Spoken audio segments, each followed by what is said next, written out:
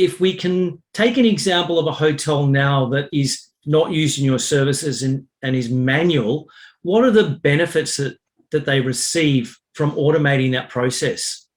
It's quite interesting. So there are a lot of benefits, and a lot of which a lot of hotels out there don't realise, because they are so, used to their current processes, and I guess in a sense, stuck in their ways and don't know any differently. So yeah, as you mentioned, we've got a couple of different payment solutions that serve different purposes.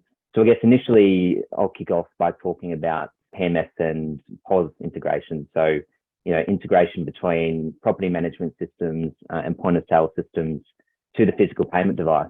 So a lot of hotels that don't have payment integration, they need to manually check in the guests through the workstation, through their PMS, manually key in the payments, and then pull out the payment device and manually key in the amounts into the terminal. Whereas with integration, that's all seamless, it's all streamlined.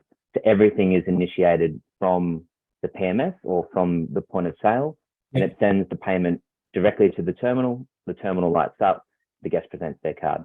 So it's seamless. Yep. And look, it's been proven to improve the streamline. So in Australia, we have seen that payment integration has significantly improved and streamlined hotel operations by simply just speeding up the payment process. Yep. So the front of our house staff no longer need to manually key in the transaction into both the PMS and the terminal, just into the PMS.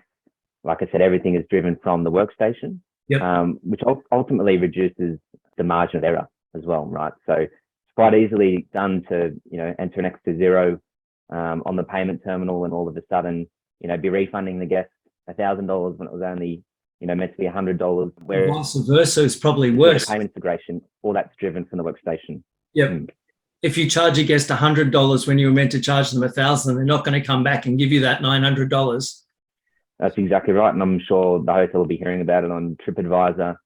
That the hotel overcharged them, and then obviously when you factor in refunds, if it's not done on the same day, the same day is normally a void, and that can typically happen quite instantaneously.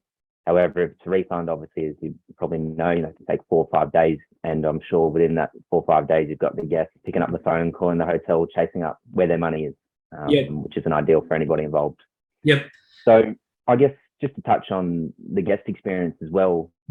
So for them, whilst they don't see everything that's going on behind the scenes and, what the front of house staff are doing, all the guest is doing is presenting their card or their phone to pay using their preferred method of payment. And that's it. Yep. So the front of house staff initiate the transaction from the PMS, sends it to the payment terminal. They pass the payment terminal to the guest. They tap their card, transaction done. Excellent.